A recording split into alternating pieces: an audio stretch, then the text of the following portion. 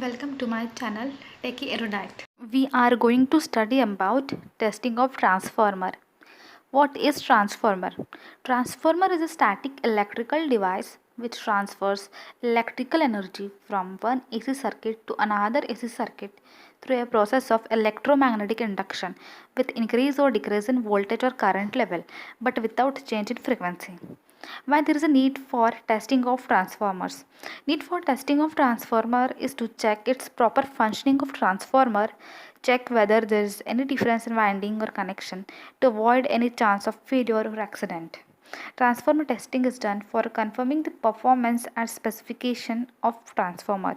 As transformer is main part of electrical distribution system, so if it is not working properly, then it will affect whole distribution system. So it has to go through numerous testing procedures. After manufacturer of transformer, following tests are carried out.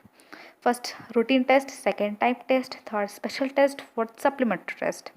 What is routine test?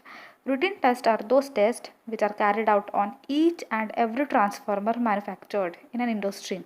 This test is done to confirm operating performance of transformer. These routine tests include all these types of tests which are carried out on transformer. First, measurement of winding resistance. Second, measurement of insulation resistance. Third, polarity test. Fourth, phasing out test. Fifth, open circuit test. Sixth, short circuit test. Seventh, voltage ratio test. Eighth, dielectric test. And ninth, vector group test. Now second test is type test. What is type test? Type tests are those tests which are carried on few transformers of same design which are representative of other transformers. These tests include all those tests which are carried out in routine test, and in addition temperature rise test and impulse voltage withstand test are performed. Another test is special test. What is special test? Special tests are those tests which are demanded by purchaser, which is agreed between manufacturer and purchaser. They are as follows. First, noise level of transformer. Second, measurement of harmonics present in transformer. Third, dielectric test. Fourth, short circuit test.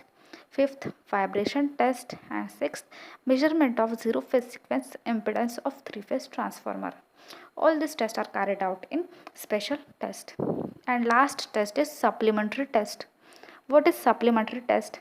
Supplementary tests are those tests which are conducted on a particular transformer when additional information is required either by a manufacturer or by a purchaser.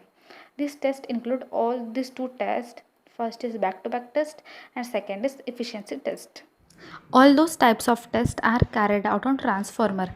In every video we will cover one each test. Now in this video we will study about measurement of winding resistance.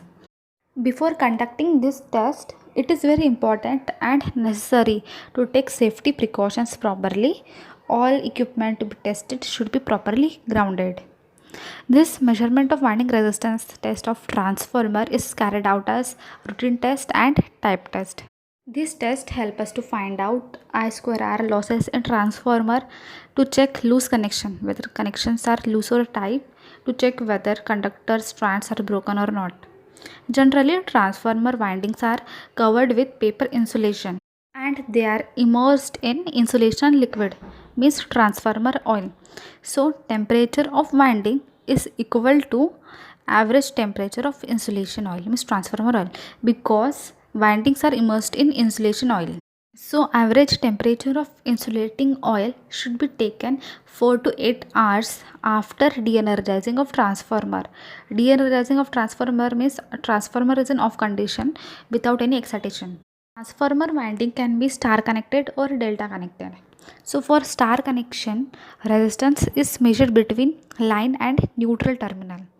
And when transformer is in delta connection, resistance is measured between pairs of line terminals. In this test, resistance can be measured by simple voltmeter and ammeter method or Kelvin bridge method. So we will see about voltmeter and ammeter method.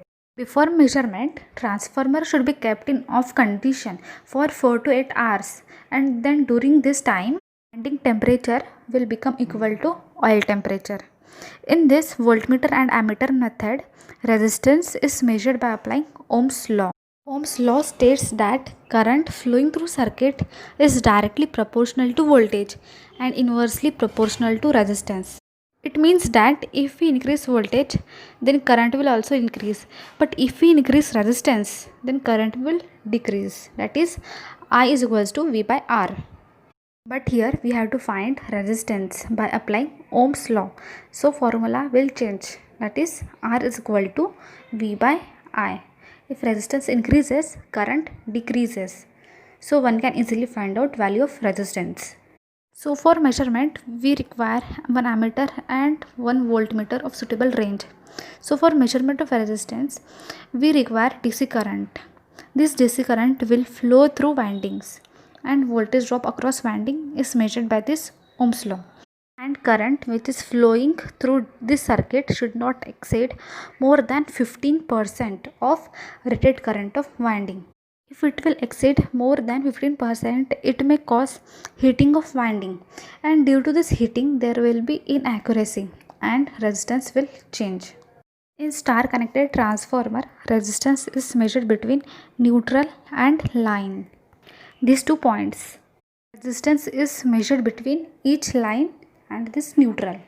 This ammeter will show how much current is flowing through this winding, and voltmeter will show voltage, and hence resistance is calculated by R is equals to V by I.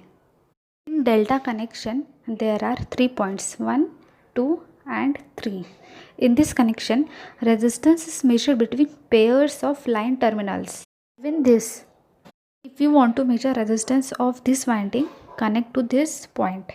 In such a way, connection is made to measure resistance of all these 3 windings. And by Ohm's law, resistance is calculated. If temperature increases, resistance will also change. To find resistance at required temperature, there is one formula, that is R2 by R1 is equal to T2 plus 234.5 upon T1 plus 234.5, where R2 is equal to resistance of winding at the end of the test, where T2 is equal to temperature of winding at the end of the test. R1 is equal to resistance of winding at the beginning of the test, and T1 is equal to temperature of winding at the beginning of the test.